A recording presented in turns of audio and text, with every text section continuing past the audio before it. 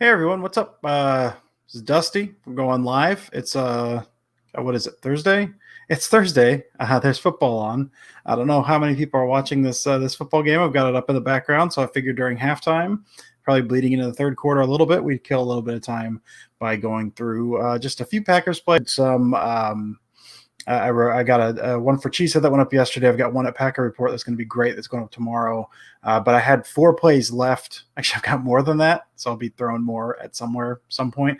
But I've got more than that I thought would be kind of beneficial to get into a little bit deeper. So that was kind of a video thing. I was like, oh, I'll do 1, and it turned out it's 4 because I don't know how to plan things correctly. So I'm just going to go ahead and share my screen, and we're gonna roll through this together, you and I, whoever it is that's with me here, I guess. And if you've got any questions, thanks. Steve says, nice hat. Hey, thanks, buddy. So we're going to go through 4 plays from this past week.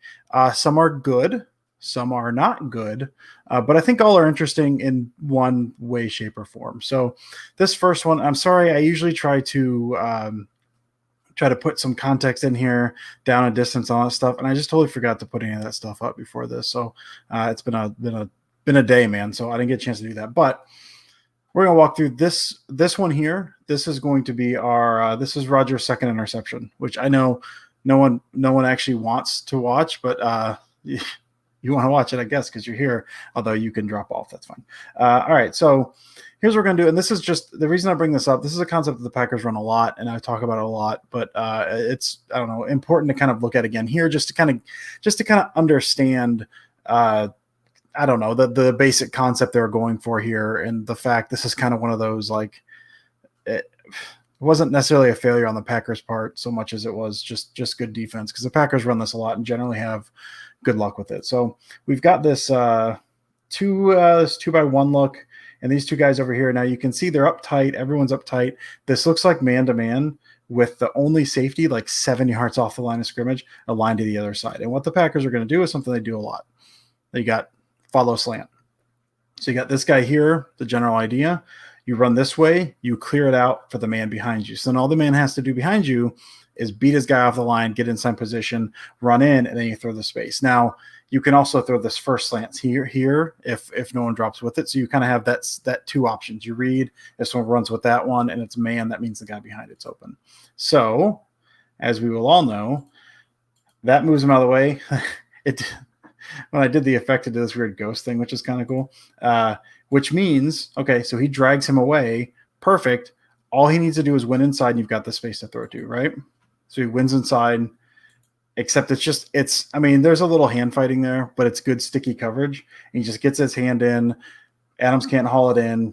Tip interception. And I'm not going to show the run back because I don't hate myself that much, but it's just, again, this is just a standard concept, something the Packers run a bunch, multiple times a week, and sometimes multiple times a week, kind of depends on the week. But it didn't go their way this time. So I thought that was a good way to get us started. It's not a good way to get us started. That's a bad way to get us started, but we're just going to do it anyway. Heroin, I thought this was the bananas in pajamas film. No, you're going to have to go somewhere else for that. This is whatever the opposite of that is what this is. All right. Looks like the game is back. So I'm just going to keep rolling here. So this one here, we have got, I'm sorry. So this is something that the Packers ran a lot of. We've got this crossers, and I'll show where the routes go, or where those first couple of routes go. This is something that the Packers have run a bunch so far this year. So they've got this. I mean, they did a bunch of this against Detroit. They ran this, I know, a bunch against the Saints. Like, it's one of those it's one of their core concepts here. So it's the 2 crossers here out of bunch, and then generally this back guy here. So you've got like kind of run up, clear out, and then this guy just kind of crosses underneath and gets that free space there. This time, so they're banking on, this is a variation. It did not work this time, but this is kind of an example of, you run those core concepts, you keep running that, and then you try to run something different to bank off of it. Again, didn't work this time, but that's the general idea. So what happens this time is you're looking for Aaron Jones running this. That's Jones right there doing that. And so traditionally how this has been done in the past, or how defenses have gone against this, is you're looking at this man here.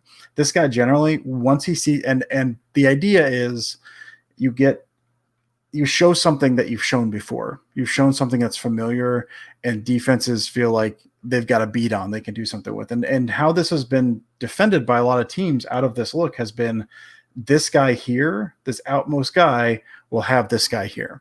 And so he has to then fight over. And so if in his mind, he starts seeing this develop, and we're going to watch it in a second, and he says, okay, I know this is developing. That means I have to really bust it to fight through this or get over, or get under what I have to do.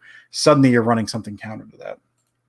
And you can see if you watch Aaron Jones here, he gives a little stutter step, like not a ton, but just enough to try to sell that, to try to get that dude to jump. And he doesn't, and it doesn't work out. And then everything just blows up. This was the Jamal Williams kind of misreading, I guess. He's looking at this dude here, but then there's a twist, and then he misses the guy on the edge. So Jamal Williams he doesn't do this often, but he misses pass pro, just kind of reads a straight rusher when it's a twist, and then just misses it. But decent concept, and even if Jones ran that crosser, the ball, there was no way this was going to be complete, because this was not getting out in time, because that rush hits home so quick. But again, good idea of this.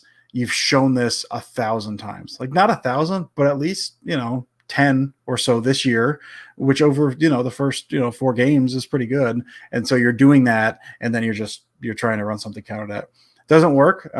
Bucks had good defense and weren't biting on a lot of that stuff. So that's that does that one. Next, we're going to get into, I'm going fast here. That's because I'm by myself and I talk fast. So I apologize. If anyone has any questions, please let me know by all means. This one here, it's not so much the play itself for me. It's the concept. It's a fun concept to talk about. This is 4 verts, 4 verticals, which is an air raid staple. And so the idea behind 4 verts is you get, and it's not always all this alignment with the Packers running 2x2. You send everyone, it's very simple, like all air raid stuff. You send everyone down the field. All 4 guys, 4 verts. They run vertical.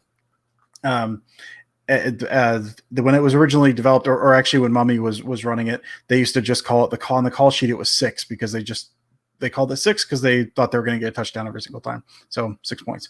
And the idea, and again, this is something that I just want to get into a little bit of this concept, because on its face, it's super simple. It's 4 verts. You're running straight downfield, but there's options attached to each of those. And you don't get that. I mean, you'll get option routes on different route concepts, but not all the time, or else it's just mass chaos. You got guys reading a guy, and then you got receivers running into each other. But the spacing on this is important, so you can read these defenders as you're going down the field, and we're going to see that here in a second.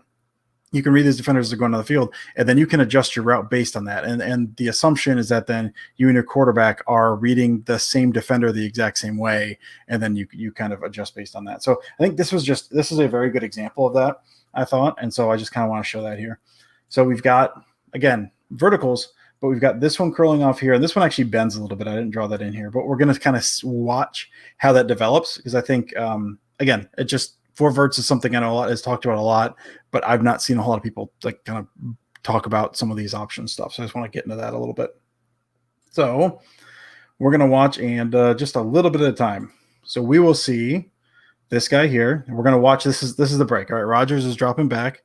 Hasn't even hit his back foot yet, but you're watching how the defense reacts to stuff. So with this guy going here, so he's kind of gotten the underneath zone here. He's falling off and underneath, and this safety's bailing. So he kind of bends this inside. Instead of straight going up the field, you're getting past him. And if you go straight up, maybe this guy's a chance to pick you up. So you're bending that inside. So that's that guy there. So instead of running straight vertical, now this guy here, same thing. He's looking inside and cutting that way while this guy's going play over the top. So instead of running vertical, and if he runs vertical, this guy runs with him. Adams cuts that off, runs the out. And then over here, we've got, again, falling down into zone here, falling back. So instead of running straight up and at that guy, this is bent in and into the middle. Now this is kind of you've got kind of a too high look there. I don't know exactly what the defense is. So maybe you're looking to split those guys there, but you're really just avoiding that guy there. So you've got that. And then this guy here, we got this down, and then that safety's out there. You're just running that go. So again, these are all the routes. It's 4 verts. The call is everyone run in a straight line. We've seen Better Off Dead. So essentially run that way really fast, and if something gets in your way, turn. That's paraphrasing the great Charles DeMar there, but that's essentially what this is. Everyone's running straight down the field, and depending on what the defense does, you adjust your route. Now, they do this pretty well. Pressure ends up hitting. Adams gets open, but the read doesn't get there yet. And I think he likes the matchup over here in MVS, so he throws up the MVS. But that is and he kind of underthrows it. There we go. But again, just that route concept is one that I feel like a lot of people know, or at least a lot of people have heard of, but I don't know that I've seen it talked about too much in terms of how that looks on the actual field. So there's that one. And for our last one tonight, we have got this little. Now, this is one, I brought this one up because this is one that on the broadcast, and on the broadcast, I don't want to bash anyone, but on the broadcast, you got limited time to talk about a play. You got limited time to look at what you've got, look at what happened, diagnose it, spit it out, because that next play is coming out. So you got to be ready. So on the broadcast, I don't remember the exact wording, but it was something like, he thought Tonyan was just going to throttle down here, and so he throws it, or he thought Tonyan's continuing across, but there's a guy here. And so Tonyan throttles down, Rodgers throws it, it's almost picked off. So that's the extent that we got on this specific play. So I want to get into this one a little bit just because there's, as all things, there's more to it than just that. So and we can talk about coverage a little bit, which is fun. Everyone likes coverage. Is that correct? That's probably not correct. All right. So we've got verticals on the outside and this little in-bender in from Tonyan right here. So what this looks like from the jump, too high safety. And we're going to watch Rodgers' head here for a second. So this looks like, not exactly necessarily, but this looks like a cover 2 shell. These two guys here, now they are pinched in. So as we're going to see in a second. So cover 2 for the uninitiated for any of these coverages. And it's I'm going to call this a shell because there's a lot more to it than just cover 2. Anytime you see that, you've got, cover 2 means you split the field down the middle. This guy has this side. This guy has this side. You split it down. Each one has a half of the field, cover 2. So cover 1 would be one guy has the field. Quarters, which we'll talk about here in a second, is each guy has a quarter of the field. So you break the field up into 4. It's like the deep zones. And there's 1,000 different variations. There's a guy, I think his name is, thanks, Kenny.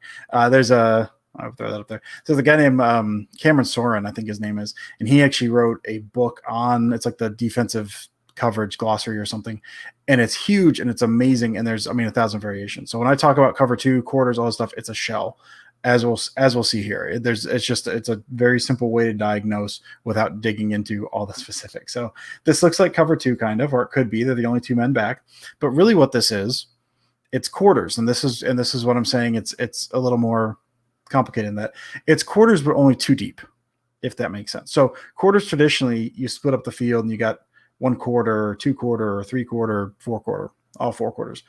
This one is quarters, but it's pinched and you've got no one. So it's quarters basically in the middle with these guys on the outside in man. So it's basically man coverage, but your deep safeties are not cover 2. And cover 2, you're fanning out and this middle is open. And quarters, they each have a much narrower lane to cover. So that's the general basis behind this play, which we'll get into here very quickly to show why that's important to this specific play. And again, this is Tonyan here. He's in man, and we'll see Rodgers and what Rodgers does. This initial drop, and I think we even missed it. His first look, he's looking on the middle and he looks over here, and you can see this guy looks like he's fanning out, right? So if he's fanning out, that tells Rodgers likely cover 2. He's fanning out. The middle's open. This is likely cover 2. And so then he kind of doesn't come back to this. And but one of the reasons for that is there's one route over here and it's vertical. And there's 2 routes over here and you got a vertical and you got an in cutter. So if Rodgers thinks this is cover 2 and he knows that no one here is leaking out, then he believes this man here is going to go over here. This guy here essentially is accounted for. You do not need to worry about him anymore because he's fanned out and he's not around anymore. That's not what ends up being the case, but that's the general thought. And so when he looks in, that's the diagnosis, is cover 2. And so you can see this guy here. And his responsibility, it's different than in cover 2. He does not have half the field. He's looking here in his zone. There's no deep routes coming up the seam. So once he diagnoses that and he sees that, he turns his attention elsewhere. he turns back inside. He never looks at Adams. Now, Adams is kind of pinned to the sideline, but this is man-to-man over here. This guy does not have responsibilities over here. So when he sees nothing up the seam, he turns. He sees Tonyan, and you can see he's breaking on Tonyan before Rodgers is even in the motion to throw the ball. Like, he's loading up a little bit. His arm's not moving. Ball's not in motion. None of that. He just knows, okay, no one's here. Where am I looking? There's a crosser. I'm getting the crosser. So that's what ends up happening. So Rodgers, we'll walk it back for a second. Rodgers believes this is cover 2, never looks back because it looks like this guy is bailing. So in his mind, this guy's not here. So when he sees Tonyan on the crosser, there's never now this is all, again, this is my conjecture. This is what I believe happened based on this. There's no reason for Rodgers to believe that this man is even in the picture. So he sees Tonyan a step on the crosser. I'm throwing that. So he throws it. And now here's the other thing about that in-game analysis. That was Tonyan throttles down because he sees the man. Tonyan never looks at that dude. I don't think Tonyan ever actually looks at that dude. So I don't think he's throttling down. I think he just pulls up. So that's basically what that is. You can see him kind of turn and his head never gets back around. So that's the basis of that specific play. It's a quarters variation when initially it looks like cover 2. So Rodgers believes the fan out. There's no fan out. There's narrow lanes. And that guy stays in that lane. He turns his attention back inwards when there's no one in his zone and tries to jump a pass. Good defensive call. And Rodgers just doesn't see it, at least from what I've seen. So that's all I got for tonight. This was trying to keep it to around 15 minutes, I guess. We're around 16 and a half. So I guess this will be it for me. If anyone has any questions, please let me know. I'm going to be kicking around. I've got a thread I'll be posting tonight on a bunch of different plays that are not in any of my articles, and I'm not going through here either. So I'll be hammering through those very, very quick. So I guess be on the lookout for that. But for anyone who joined me, thank you. I very much appreciate it. I'm gonna flash this sucker at the bottom real quick, just because I promote myself, I guess. I don't know. If you feel like giving me money, handing me your hard-earned dollars for whatever reason, you can do that. I've got Venmo and PayPal, and it's down there. Please do not feel like you have to, but I'm throwing it out there in case anyone feels like doing that. So, guys, thank you so much again for joining me, for whoever it was that joined me. I guess go Pack Go, and maybe I'll see you next week and maybe not. But thanks for following along. I appreciate it.